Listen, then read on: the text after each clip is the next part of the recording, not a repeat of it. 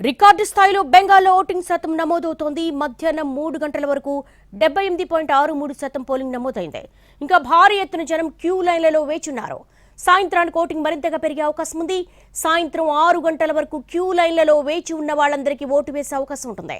పుర్బా బర్ధమన్ జిల్లాలో అత్యధికంగా 83% ఓటింగ్ నమోదైంది. మరోవైపు పలు నియోజకవర్గాల్లో హింసాత్మక ఘటనలు జరిగాయి.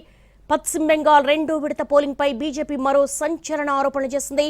టీఎంసీకి అనుకూలంగా ఓట్లు ఇయ్యాలంటూ బెంగాల్ పోలీసులు ఓటర్లను ప్రభావితం చేస్తున్నారని ఈసీకి ఫిర్యాదు చేసింది.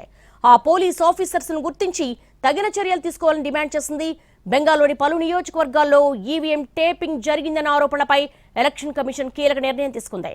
టేపింగ్ ఆరోపణలు, కేసులు నమోదైన అన్ని పోలింగ్ కేంద్రాల్లో రీపోలింగ్ నిర్వహిస్తామని ప్రకటించింది.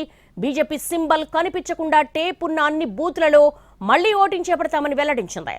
బెంగాల్లోని ఫల్తా, డైమండ్ హార్బర్ సింబల్ ను టేప్ చేశారని బీజేపీ ఆరోపించడం కలకలం రేపుతోంది.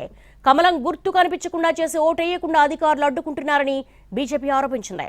ఓటింగ్ యంత్రంలో కమలం గుర్తు దగ్గర ఉన్న బటన్ ను వినియోగించకుండా దానిని టేప్ తో కప్పి ఉంచినట్లుగా పశ్చిమ బెంగాల్ కో ఇన్ఛార్జ్ అమిత్ మాలవీయ ఆరోపణలు చేశారు. ఇందుకు సంబంధించిన పలు వీడియోలను సోషల్ మీడియాలో పోస్ట్ చేశారు. ఆ 2 చోట్ల రీపోలింగ్ కు బీజేపీ డిమాండ్ చేసింది. దీంతో చెప్తోంది బీజేపీకి ఓటు వేయకుండా అడ్డుకున్నారని కాషాయ పార్టీ చెప్తోంది. అటు అనేక నియోజకవర్గాల్లో పోలింగ్ పరిశీలకులు వివక్ష చూపిస్తున్నారని సీఎం మమతా బెనర్జీ ఆరోపించారు.